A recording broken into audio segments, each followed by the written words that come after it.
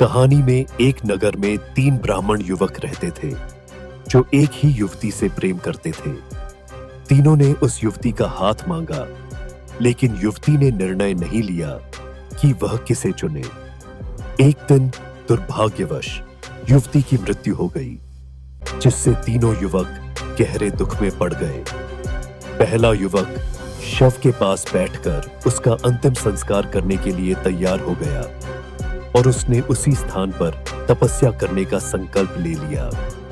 दूसरा युवक उस युवती की हड्डियों को लेकर दूर जंगल में चला गया और उनका संरक्षण करते हुए साधना करने लगा। तीसरा युवक संसार से विरक्त होकर तीर्थ यात्रा पर निकल गया। कुछ समय बाद तीर्थ यात्रा करते हुए तीसरे युवक को एक मंत्र प्राप्त हुआ जो मृतकों को जीवन दान देने में सक्षम था। वह तुरंत अपने नगर वापस आया और अन्य 2 युवकों से मिला। फिर तीनों ने मिलकर उस मंत्र का उच्चारण किया, जिससे युवती पुनः जीवित हो उठी।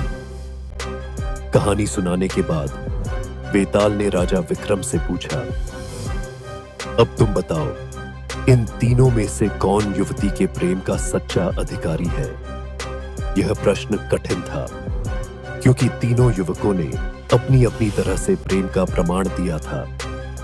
राजा विक्रम ने कुछ सोचकर उत्तर दिया, युवती के प्रेम का सबसे सच्चा अधिकारी वह युवक है जिसने उसकी हड्डियों को अपने पास रखकर उसकी साधना की।